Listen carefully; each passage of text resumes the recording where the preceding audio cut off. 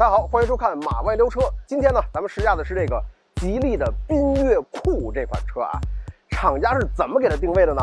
叫为年轻人打造的钢炮式 SUV 啊。你听的这个名字啊，和它这个定位，就一定是给年轻人去造的，不需要沉稳，就需要冲，就需要看着特别来劲。来，咱们看看这个整个前脸造型啊。我们知道现在的这个吉利呢，它使用的这种前脸的这个设计理念啊，叫能量风暴。而现在呢，这个能量风暴又升级了，叫什么呢？叫能量爆发，在原来基础上啪一下给发射出去了啊，就是这种感觉。那是怎么变过来的呢？厂家说啊，在上面现在使用了很多的叫赛博朋克风格，还使用了一些机甲风格。其实呢，我觉得它到底使的是什么风格，叫什么名儿，一点都不重要，重要的就是它好不好看。它就算叫七仙女风格，就算叫阿拉丁风格，只要好看，我觉得就是最好的结果。那咱们看一下整个前脸的造型啊，其实整个这个车呢，我觉得造的是这种运动感有了，然后整个车会显得比较尖锐一些，这种锐利的前冲的感觉，我觉得也都营造出来了。而且中间的这儿呢，使用这种红色的，这还有一个 S， 底下使用这种红色的饰条，这样呢，这种所谓的年轻人的热血的这种感觉呢，也营造出来了。这个地方还使用了碳纤维的花纹，那其实年轻人好多东西不就喜欢这样的吗？对吧？所以我觉得整个的这个车的前脸的运动感是有了。我们再来看这儿啊，这个边上这儿是日间行车灯，这一大块我觉得还真的能看出机甲风来。虽然它是这种塑料材质的饰板啊，但是真的有动画片里的高达的那种咔咔咔咔大块的感觉。然后这是整个它的 LED 的大灯做的比较这种细长，这种比较锋利、比较尖锐的。再有一个，我不知道你们从屏幕里看是什么样啊，就是它这个车漆，你看的到底是紫色的还是灰色的呢？其实这个车漆特别神奇啊，它是一个原厂的变色龙车漆。你从不同的角度来看这辆车啊，高点低点，左边右边点，但凡有这种折痕的地方，其实它都是可以变色的，紫色和灰色两种颜色去切换的。那整体的车头部分呢，我觉得一点问题没有啊，确实是给人是那种年轻人的钢炮的感觉。咱们再来看车身的侧面啊，车身侧面呢，我觉得整体要看的感觉，第一是它有一种紧凑的感觉，就感觉这个肉绷着的这种劲儿。再看具体的配置呢，首先呢是一个18英寸的这种双色的轮毂，我觉得这是一个现在流行的一个造型，一个趋势，双色的轮毂，年轻人应该会喜欢的。再往后看啊，看看这红色的卡钳，这可是定位叫钢炮式的 SUV， 那这种红色卡钳，我觉得是可以很好的去应对它这个定位的。到整个车身的时候呢，看这个地方碳纤维花纹的这个后视镜啊的这儿啊的这儿，这个地方我觉得是车身侧面最有特点的地方，它做了一个比较这种圆润的带弧度，但是显得很饱满的这样一个折线，并没有咔咔这门儿这样下来的。所以这个车从远处看的时候呢，当这个光影有变化，再加上它是一个变色龙车漆的时候，其实这个地方其实我觉得看起来还真的是显得挺漂亮的这种感觉。整体咱们往后走啊，前车门、后车门，然后到了这个地方啊，摄像机呢别老瞎转啊。到了这个地方，你看啊，这个地方其实它还做了这种装饰纹，有点像什么呢？有点像这个主板上面的这个走的这些金线啊。其实这个我觉得有可能啊，只能说有可能是他们想应对赛博朋克这个风格。再往后看车尾，车尾呢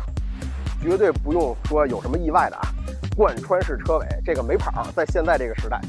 然后上面这个尾翼，我觉得整体的其实设计是挺漂亮的，因为不是单纯的平的或者那种小鸭尾的尾翼啊，整个尾翼是有自己的这种起伏造型的，而且在这个面上也是有造型的，再加上边上有两个比较大的这个纵向的这种小算什么呀？小板儿、小尾翼，或者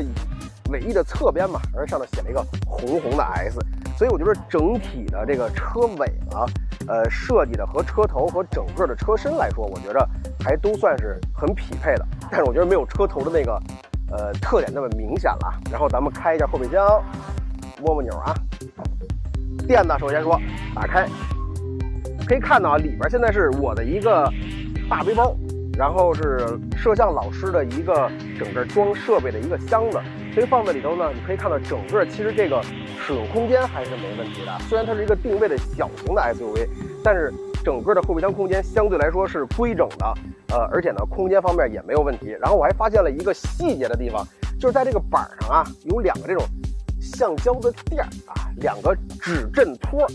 所以当这个板下来以后呢，这个会被后边这个玻璃挤住，把这个板挤得牢牢的。所以即便是你走那种连续颠簸的碎石子路上吧，咣啷咣啷咣啷咣啷，这个板也不会说嘎嘎嘎嘎嘎嘎这么颤，让这个车里听着好那种特别烦人的声音。好，车尾最重点的地儿来了啊，就是这个车呢使用了双边共4出的一个排气。而且呢，现在我蹲在这儿啊，就听着嘟噜嘟噜嘟噜嘟噜嘟噜嘟噜这个排气的声，给你们听听啊。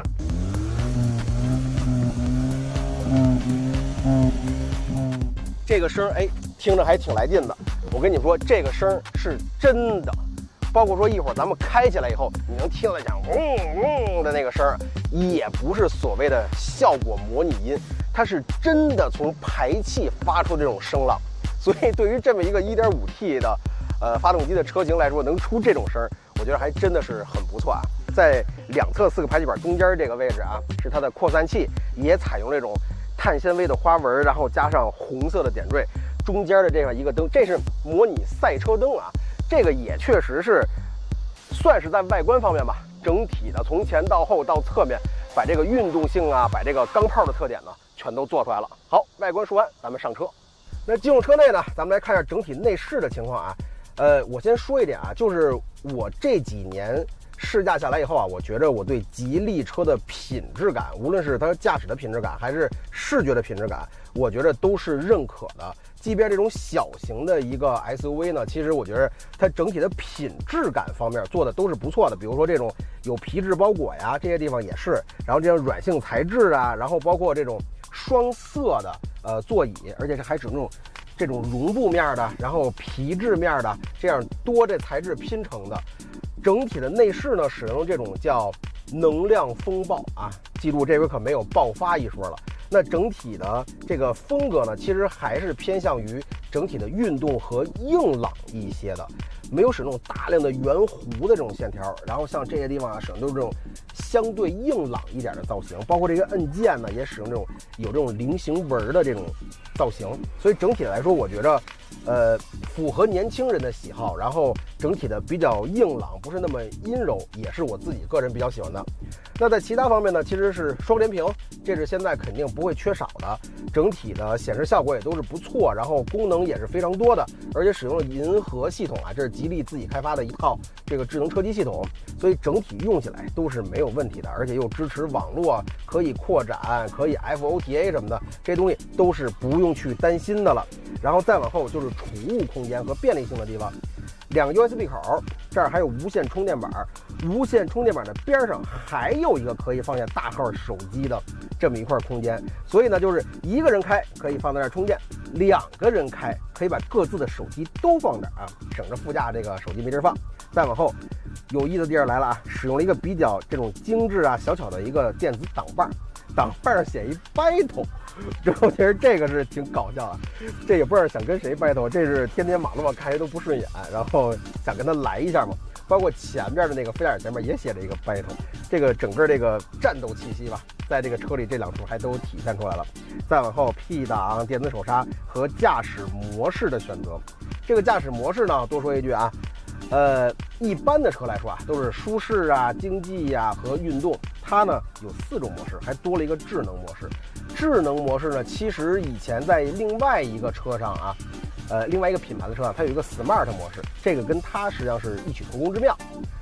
这个模式我觉得是日常大家应该去更多使用的，就是如果你踩的油门总是轻飘飘、轻飘飘的，它可以让你用那种比较缓慢、比较舒适的走。但凡你踩的重一点，它就会立刻这个降一个档，然后转速拉高，把动力提供给你。这样的话就避免了你在用舒适模式的时候想踩油它也不走，又避免了你在运动模式下想稍微平稳的一下，这转速拉特别高。所以我觉得这个智能模式其实我觉得是我个人最去推崇的一个驾驶模式了。那整体来说啊，前排其实还是那种定位吧，就是运动感是比较强的，然后年轻化的设置也都是没有问题的。基本上前排我觉得挑不出太多的槽点。那咱们现在进到第二排，看看后排的空间表现。好，现在咱们进入第二排啊，这个座椅就是刚才我坐在前边调整好的一个我合适的驾驶位。那我是1.8米高，200斤重，是一个相对比较占空间的这样一个身材。那现在我坐在这儿，大家看啊，腿前面一拳2指啊，有这么大的一个地方，然后脚底下呢，这儿这个座椅比较高，脚可以伸进去，这样可以稍微出溜着一点，所以像我这种身材坐的后排其实是没有任何问题的。而且其实在我进来之前，我有一个担心，就是它的后备箱其实空间还是挺大的，那个进深都是不错的，我还怕后排的空间有点小，坐着难受。但是实际坐，你看这样坐其实是完全没有问题的，头顶上呢也没有问题，一拳还要多，再加上有一个全景的大天窗可以打开，所以坐在后排整体的空间表现呀，还有这种压抑性的这种情况啊，都是解决的很好，我觉得是没有问题的。然后还提供了带有杯架的后排的中央扶手，然后底下还有 USB 口，还有空调出风口，还有一个储物格，而且这个地板呢是一个平的，所以第二排整体我觉得来说啊，问题不大。如果咱们硬给它挑呢，我觉得有2点。第一呢是后排只有一个 USB 口，这个时候后排到底应该是谁来充电？如果大家都没电的话啊，那肯定就是谁强势谁充电，谁小怂谁忍着。再有一个呢，就是这个座椅，你往下出溜点坐的时候觉着还行，但是如果你像我这样坐的比较直的时候，觉着这个靠背儿啊，其实它要能再往后仰一点就更好了。它不是那种特别直啊，但是我觉得往后仰的角度稍微的差了那么一点点。那整体的静态我觉得就是这样了。咱们先把车开起来，聊聊它的动态感受。好，咱们现在呢准备出发啊，但是呢，这是一个定位是钢炮 SUV， 如果只是踩着油就走了，这是不是显着挺次挺怂的呢？这个车啊可是带弹射起步的，你别看呢，它只有 1.5T 的一个发动机，匹配一个7速的 DCT 的双离合变速箱。动力方面呢，133千瓦，290牛米，但是咱们把驾驶模式调到运动，好，然后挂入 D 档，左脚把刹车踩到底，右脚把油门踩到底，屏幕会出现弹射功能已启动，到3500转它锁死，走你！好，这一下它就弹射起步了啊。这个东西呢，你要说它的实际作用有多大呢？第一呢，这是一个玩乐的车，所以我觉得它是有一定意义的。再有一个，这不就是年轻人吹牛逼的资本吗？对不对？带着哥们儿的时候跟他说，